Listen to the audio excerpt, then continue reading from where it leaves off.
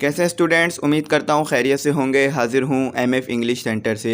तो आज जो हमारा चैप्टर है वो है responsibilities of a good citizen. तो चैप्टर शुरू करने से पहले मैं आपको कहूँगा कि मेरी वीडियो को सब्सक्राइब और लाइक कर दीजिए और इस वीडियो का लिंक उन बच्चों तक शेयर कर दीजिए जो ऑलरेडी 9 और मैट्रिक में हैं। मेरे चैनल पर आपको the last sermon of the holy prophet से लेकर responsibilities of a good citizen तक तमाम वीडियोज़ मिल जाएंगी, तो वो भी देख लीजिए और अपनी 9 और मैट्रिक की तैयारी को बहुत अच्छा कर लीजिए। और इंग्लिश से रिलेटेड भी वीडियोज़ मिल जाएंगी।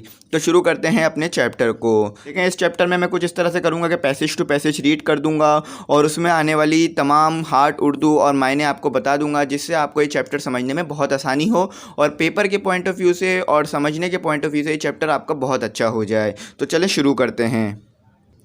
Before we discuss what a good citizen owes to society, let us see what society does for him. Thousands of years ago, men lived in cave like animal. Each one of them lived by himself and for himself. They hunted for their food and lived hard life. We now call them savage. चले student, इसकी जो उर्दू हमारे पास ये है कि ये बात करने से पहले कि अच्छे जो सिटीजन्स होते हैं उनकी क्या ज़िम्मेदारी है सोसाइटी के लिए, हम ये देख लेते हैं कि सोसाइटी ने हमें क्या दिया है। थाउजेंड्स ऑफ ईयर अगो, यानी कहीं हज़ार साल पहले इंसान जो रहते थे वो गुफाओं में रहते थे और एनिमल की तरह ज़िंदगी गुजारते थे। इंसान जो है वो गुफाओं में रहते थे और एनिमल की तरह ज़िंदगी गुजारते थे। हर कोई जीता था अपने लिए, सिर्फ़ और सिर्फ अपने लिए। वो शिकार करते थे और खाना खाते थे। एक तरह से वो जंगलियों की ज़िंदगी गुजारते थे। मतलब आप देखें, सिर्फ शिकार करना है और खाना खाना है और सिर्फ अपने लिए जीना है, दूसरे का कोई ख्याल नहीं है और दूसरे की कोई परवाह नहीं होती थी। तो इसको आप स्टोन एज भी कह सकते हैं। उसके बाद फिर दौर आगे बढ़ता गया और इंसान जीने के तरीके सीखता गया। तो उस बारे में देखते हैं कि हमें क्या बताया गया है। चलें स्टूडेंट्स, अब अपना अगला पैसेज देख लेते हैं कि they learn to live a safer and better life together. At first they begin to live in families and then in tribes. Later they settled along the bank of river where in time grew towns large and small. Life became safer and easier. Some men began farming the land, some became beggars, some mason, some cobbler and some soldiers. They all work for one another. चलें students, इसकी जो उर्दू है वो ये है कि देखें, फिर इंसान ने जो है ज़िंदगी को समझने लगा और अपनी ज़िंदगी के बारे में सीखा और ज़िंदगी को आसान बना लिया। वो रहने लगे एक दूसरे के साथ। शुरुआत में उन्होंने शुरू किया फैमिलीज में रहना और कबीलों में रहना। पहले जो देखें आप, जब स्टोन एज ख़त्म हुआ और आगे की तरफ आए तो फिर एक कबीले बन गए थे कि कबीलों की तरह लोग रहते थे। फिर बाद में वो लोग जो है दरियाओं के किनारे पे रहने लगे, क्योंकि दरियाओं के किनारे पे उन्हें पानी आसानी से मिल जाता था खाने पीने के लिए और फार्मिंग के लिए। तो वो दरियाओं के किनारे पे रहने लगे। फिर उन्होंने जो है अपने टाउन बनाना शुरू कर दिए, छोटे और बड़े। और लाइफ जो है इस तरह से और आसान हो गई और महफूज हो गई। फिर उन्होंने शुरू कर दी फार्मिंग और कुछ ने शुरू कर दिए मूर्तियाँ तराश करना शुरू कर दिया, यानी जो मुजस्समे बनाते हैं ना पत्थरों से, वो शुरू कर दिया। कुछ मोची बन गए, कुछ सिपाही बन गए, क्योंकि देखें हिफाजत के लिए तो सिपाही बनना ज़रूरी था। और इन लोगों ने एक दूसरे के लिए काम करना शुरू कर दिया। देखें, इन लोगों ने एक दूसरे के लिए इस तरह काम करना शुरू किया कि जो सिपाही थे उनको जो खाना प्रोवाइड करते थे वो क्या फार्मर प्रोवाइड करते थे, यानी फार्मर अनाज उगाते थे, सिपाहियों तक पहुंचाते थे। और कोबलर जो थे वो सिपाहियों के जूते सीते थे। और सिपाही जो करते थे वो उनकी सबसे बढ़ के हिफाजत किया करते थे दूसरे जानवरों से और दूसरे ग्रुपों से। तो उम्मीद करता हूँ ये समझ में आया होगा कि इंसान ने एक दूसरे के साथ किस तरह रहना सीखा। तो चले अब आगे पढ़ते हैं। चलें स्टूडेंट्स, अगला जो पैराग्राफ है हमारे पास ये है कि as society grew larger and as man become more civilize, many more profession and occupation developed. Law were made to make life safer and happier. Today we have doctor, teacher, engineer, artist, writer, policeman and a host of other workers who all do something for their fellow men. चलें student, इसकी जो उर्दू हमारे पास ये है कि जैसे जैसे society आगे बढ़ती रही, इंसान जो है और ज़्यादा तहजीब याफ्ता होता गया, उसमें और ज़्यादा प्रोफेशन और काम करने के मौके आते गए। और उसने लॉ बनाया जिससे वो और महफूज हो गया और आसानी से और खुशहाली की ज़िंदगी गुजारने लगा। देखिए, पहले जो थे उधर लॉस मौजूद थे लेकिन कम लॉस थे। जब लोग ट्राइब में रहते थे छोटे मोटे लॉज हुआ करते थे। कत्ल पे हो गया, ज़्यादा से ज़्यादा इन्हीं पे लॉस हुआ करते थे। लेकिन आज जो है हर गुनाह पे लॉ बना दिया गया है, यानी बहुत सारे गुनाहों पे लॉ बना दिया गया है। ट्रैफिक सिग्नल के लॉस अलग हैं और दूसरे लॉस हमारे पास अलग होते हैं। तो लॉ बना दिया गया जिससे जो है लाइफ और आसान हो गई है, जिससे इंसान डरता है कि जुर्म ना करे। तो चले अब आगे देखते हैं आगे क्या कह रहा है।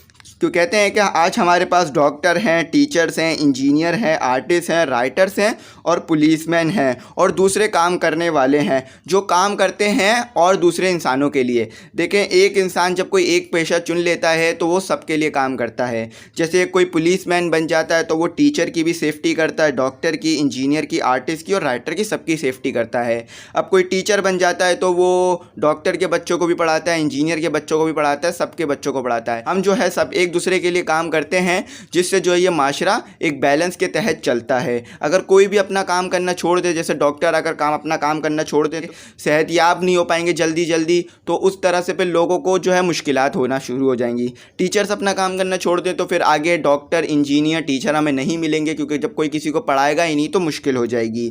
और इंजीनियर अपना काम करना छोड़ दें तो बड़ी बड़ी बिल्डिंग्स और बड़े बड़े जो ये हमारे प्रोजेक्ट होते हैं बनना ख़त्म हो जाएंगे। तो एक दूसरे के लिए काम करना बहुत ज़रूरी है। तो चलें आप आगे देखते हैं आगे क्या कहा जा रहा है। चलें स्टूडेंट्स, अगला जो पैसेज है हमारे पास ये है कि if we just think for a few minute how many thing and services we use in one day we shall realise how much we owe to society. The milkman bring milk for us and keep cattle for the benefit of us all. The baker bake bread, the printer print our book, the driver drives the bus in which we go to school or our place of work, and worker and engineer run the mill which weaves the cloth we wear। चलें student, इसमें जो कहा जा रहा है वो ये कहा जा रहा है कि अगर हम कुछ मिनट के लिए सोचें कि कितनी चीज़ें या कितनी सर्विसेज हम एक दिन में इस्तेमाल करते हैं तो हमें रियलाइज़ होगा कि सोसाइटी की कितनी इंपॉर्टेंस है हमारी ज़िंदगी में। सही है। देखें, दूध वाला जो है वो लाता है दूध आपके लिए, यानी जो दूध बेचने वाले होते हैं वो दूध ला के देते हैं आपको, और कैटल को रखते हैं ताकि आपको फ़ायदा हो सके। देखिए, अब आप जो है दूध के लिए सिर्फ अपने पास जानवर तो नहीं पाल सकते ना घरों में, तो ये काम जो है आपके लिए दूध वाले करते हैं। और फिर जो होता है बेकर जो है वो बेक करता है ब्रेड, यानी जो ब्रेड आप खाते हैं, डबल रोटियाँ जो आप खाते हैं वो बेकर बैठ करता है। आप रोज़ सुबह उठ के नई डबल रोटियाँ तो खुद नहीं बना सकते ना घर पे, कितना ज़्यादा टाइम कंज्यूमिंग हो जाएगा ये। और फिर जो प्रिंटर होता है और जो पेंटर होता है वो बुक को प्रिंट करता है आपके लिए, क्यों? ताकि आप पढ़ सकें। अब आप ये काम भी रोज़ नहीं कर सकते खुद। अब जो ड्राइवर होता है वो आपकी गाड़ी को ड्राइव करता है, आपको स्कूल पहुँचाता है और दूसरे काम करने वाली जगहों पर पहुँचाता है। अब ये सारे काम बच्चे, अगर आप बच्चे हैं तो भी आप ड्राइव नहीं कर सकते गाड़ी, क्योंकि लॉ है कि बच्चे गाड़ी ड्राइव नहीं कर सकते। और अगर आप दूसरा काम कर, और अगर वर्कर देखे जाएँ, जैसे वर्कर होते हैं, इंजीनियर होते हैं, वो मील जाते हैं जहाँ पर वो कपड़े बनाते हैं और दूसरी चीज़ बनाते हैं हमारे लिए जो हम पहनते हैं। अब आप सारे कपड़े खुद तो नहीं सीते ना खुद उन कपड़ों का कपड़ा बनाते हैं। तो देखें, आप कितनी सारी सर्विसेज एक दिन में इस्तेमाल कर रहे होते हैं। अगर अपने आसपास देखी जाए तो हमें तमाम सर्विस जो हम लेते हैं उसका अल्लाह को शुक्र अदा करना चाहिए। और जो ये सर्विसेज हमें प्रोवाइड करते हैं, जैसे बेकर हो गया और ये ड्राइवर हो गया और मिल्कमैन हो गया, ये दूसरे जो होगा, इनको हमें शुक्र अदा करना चाहिए कि ये हमारे लिए काम करते हैं। तो चलें आप आगे देखते हैं, और हमें इनका थैंकफुल भी रहना चाहिए।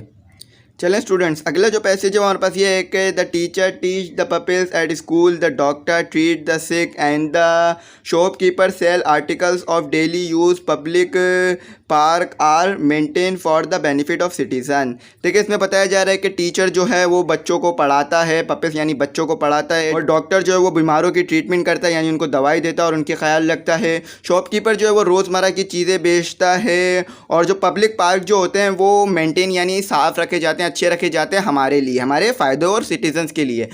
तो देख लें किस तरह से और लोग भी हमारे लिए रोज़मर्रा के काम करते हैं, जबकि सारे काम हम अकेले खुद नहीं कर सकते हैं। तो चले अब आगे देखते हैं।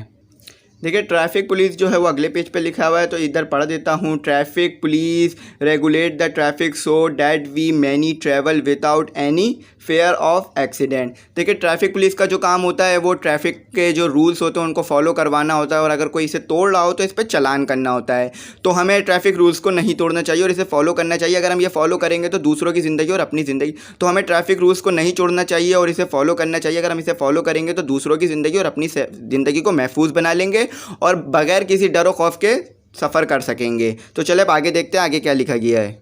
चलें स्टूडेंट्स, अब अपने अगले पैराग्राफ को देखते हैं। We just turn on the tap and fresh water flow out, we press a switch and light come on, the cleaning of the street and the removal of filth and garbage are possible only in an organised society, the telegraph and telephone and the train are all benefit of collective effort, then the radio and the TV give us both enjoyment and instruction।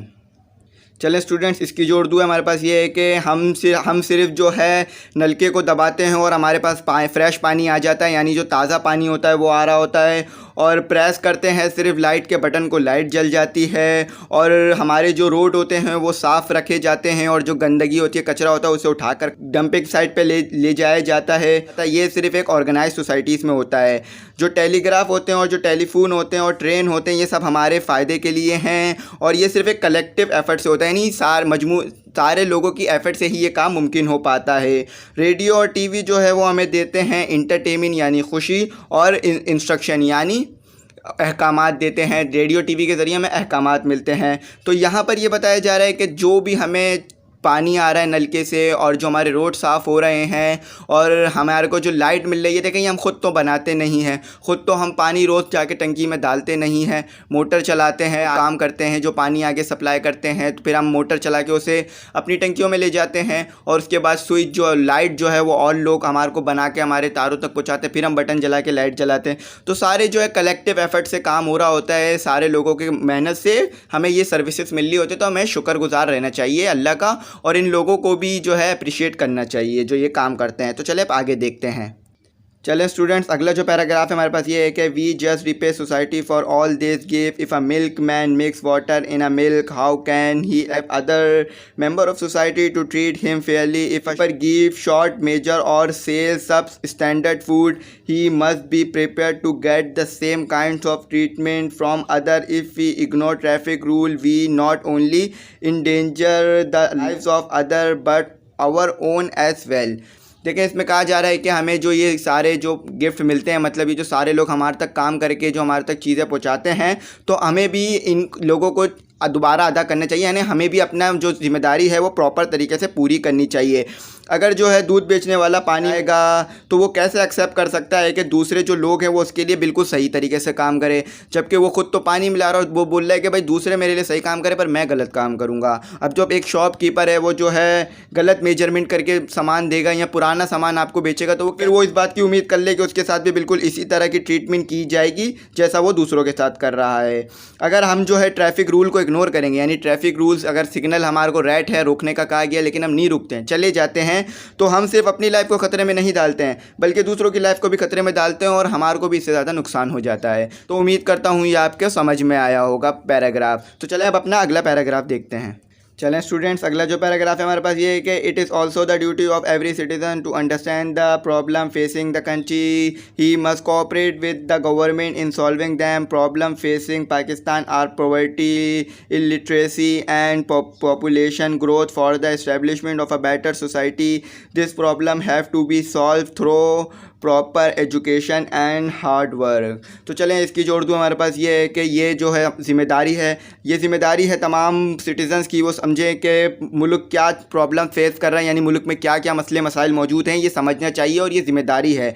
अगर आप मसले मसाइल को नहीं समझेंगे तो इसे हल भी नहीं कर पाएंगे, और हमें कोऑपरेट करना चाहिए गवर्नमेंट के साथ, यानी गवर्नमेंट के साथ चलना चाहिए ताकि वो इन मसलों को हल कर सके। पाकिस्तान जो इस वक्त जो प्रॉब्लम फेस कर रहा है उसमें एक मुफलिसी है, यानी गरीबी है, और ना तालीम है, तालीम नहीं होना है लोगों के पास, और पॉपुलेशन ग्रोथ है, यानी आबादी बहुत तेज़ी से बढ़ रही है। तो अगर हम अपनी सोसाइटी को एक बेटर सोसाइटी बनाना चाहते हैं, अगर इसे हम अच्छी सोसाइटी बनाना चाहते हैं, तो ये जो सारे प्रॉब्लम हैं इसे सॉल्व करने के लिए हमें एजुकेशन और हार्ड वर्क करना होगा, यानी एजुकेशन हासिल करनी होगी और हार्ड वर्क करना होगा, यानी मेहनत करनी होगी। क्योंकि देखें, अगर तालीम याफ्ता लोग नहीं होंगे तो वो रूल्स को ज़्यादा अच्छी तरीके से ना समझ सकेंगे ना पढ़ सकेंगे, और लिटरेसी रेट भी नहीं बढ़ सकेगा, और गरीबी भी ख़त्म नहीं हो सकेगी। तो हमें ये सारी बातें समझनी चाहिए और अपने जो है गवर्नमेंट के साथ कोऑपरेट करना चाहिए ताकि वो इन मसाइल को हल कर ले, ताकि वो ऐसी पॉलिसियाँ बनाएं जिससे हमारे को फ़ायदा हो और मुल्क आगे तेज़ी से तरक्की करे। तो चलें अब देखते हैं आगे क्या लिखा है। चलें स्टूडेंट्स, अगला जो पैराग्राफ है हमारे पास ये है कि the government of Pakistan has start many programmes to solve this problem. These are for example programmes for rural development, literacy and adult education, health, sanitisation and social welfare and population planning, education centres, family and social welfare and population planning centers have been set up throughout the country। चलें student, इसकी जो उर्दू है हमारे पास ये है कि government ने जो है बहुत सारे प्रोग्राम शुरू किए हैं, यानी बहुत सारे मंसूबे शुरू किए हैं इन मसलों को हल करने के लिए, जो जिसमें से कुछ हमारे को बताया गया है। मिसाल के तौर पे उन्होंने मंसूबे शुरू किए हैं रूरल डेवलपमेंट एंड लिटरेसी, यानी जो रूरल के मतलब होते हैं जो गाँव के तरफ के इलाके होते हैं ना, तो उधर जो है बहुत ज़्यादा गरीबी भी है और तालीम भी नहीं है, तो उधर के प्रोग्राम शुरू किए हैं कि ताकि वहाँ पर तालीम हासिल हो सके लोगों को और वहाँ पर लोगों की गरीबी भी दूर हो सके। और अडल्ट यानी बड़ों के एजुकेशन के प्रोग्राम भी शुरू किया ताकि बड़ों को एजुकेट किया जा सके। सेहत के प्रोग्राम शुरू किए हैं, सफाई के प्रोग्राम शुरू किए हैं और दूसरे सोशल वेलफेयर के काम शुरू किए हैं, और जिससे जो है पॉपुलेशन को कंट्रोल किया जा सके और कंट्री को जो है आगे ले जाया जा सके और कंट्री को जो है आगे बढ़ाया जा सके। कि एजुकेशन जो है बहुत ज़्यादा इंपॉर्टेंट है तरक्की के लिए। जितने भी आप तरक्की याफ्ता मुल्क देख लें उनके एजुकेशन रेट जो होता है बहुत ज़्यादा हाई होता है। तो पाकिस्तान का एजुकेशन रेट बहुत ज़्यादा कम है, तो पाकिस्तान इसके ऊपर काम कर रहा है कि ये भी 70-80 की तरफ जाए और पाकिस्तान जो आगे तेज़ी से बढ़े। तो उम्मीद करता हूँ समझ में आएगा। चलो अब आगे देखते हैं। चले स्टूडेंट, अगला जो पैराग्राफ है हमारे पास ये है कि many benefit we enjoy are provided by our own country and society. It is therefore our duty to be loyal and patriotic to Pakistan. चलें स्टूडेंट, इसकी जो उर्दू हमारे पास ये है कि बहुत सारे फ़ायदे और इन्जॉयमेंट जो हम हासिल करते हैं अपनी कंट्री के ज़रिए से और अपनी सोसाइटी से, तो हमें हमारी ड्यूटी है कि हमें वफ़ादार रहना चाहिए और मुहब्बे वतन लेना चाहिए अपने पाकिस्तान के साथ। यानी जो हमारे को इतने सारे फ़ायदे मिल रहे हैं और हमें इतनी सारी खुशियाँ मिल रही हैं, हमें काम कम करना पड़ता है, हमारे लिए इतने सारे लोग काम करते हैं, तो हमें जो है इनके लिए भी वफ़ादार रहना चाहिए, हमें अपने मुल्क के लिए वफ़ादार रहना चाहिए और हमें जो है इन लोगों का शुक्र अदा करते रहना चाहिए। तो चले अब आगे देखते हैं आगे क्या लिखा हुआ है। Pay our tax promptly, fully and honestly so that we may continue to enjoy all social benefit। चलें स्टूडेंट, इसके साथ अगला पैराग्राफ भी पढ़ देता हूँ। इस्लाम lays great stress on our duties as citizens। The holy prophet peace be upon him once said, God lays so much stress on the right of our neighbors that I almost thought they would get the rights of inheritance in our property। In short, we cannot be good Muslim without being good and dutiful citizens। Student, इसकी जो उर्दू हमारे पास ये है कि हमें अपने tax को जल्द से जल्द अदा करना चाहिए और पूरी ईमानदारी से अदा करना चाहिए ताकि ये जो हमें बेनिफिट्स मिल रहे हैं हुकूमत की तरफ से ये जारी रहें। और इस्लाम हमें ताकीद करता है कि हम एक अच्छे शहरी बने। हमारे होली प्रॉफिट सल्लल्लाहु अलैहि वसल्लम ने एक दफ़ा फरमाया कि अल्लाह ताला ने पड़ोसियों के हुकूक पर इतना ज़्यादा ज़ोर दिया है कि मैं सोचने लगा कि कहीं उनको हमारी जायदाद में ही हिस्सा ना मिल जाए। यानी आप सल्लल्लाहु अलैहि वसल्लम ये सोचने लगे कि कहीं उन्हें जायदाद में हिस्सा ना मिल जाए, क्योंकि अल्लाह ताला ने पड़ोसियों के बहुत ज़्यादा हुकूक रखे थे। तो इन शॉर्ट यही कहेंगे कि कोई भी इंसान जब तक एक अच्छा मुसलमान नहीं हो सकता वो एक अच्छा और फ़र्ज़ अदा करने वाला शहरी ना बन जाए। यानी फ़र्ज़ अदा करने से मुराद यानी जो उस पर जिम्मेदारियाँ हैं हुकूमत ने डाल रखी हैं, जैसे उसने टैक्स अदा करना है, कानून फॉलो करना है। अगर कोई शहरी ये सब नहीं करता तो कोई भी शहरी एक अच्छा मुसलमान इंसान नहीं हो सकता। उम्मीद करता हूँ ये चैप्टर आपको समझ में आएगा। फिर भी कोई क्यूरीज या डिफ़िकल्टीज़ रह गई हों तो कमेंट सेक्शन में ज़रूर मैसेज कीजिएगा और इस चैनल का लिंक अपने दोस्तों तक ज़रूर शेयर कीजिएगा और सब्सक्राइब और लाइक ज़रूर कीजिएगा। Thanks for watching.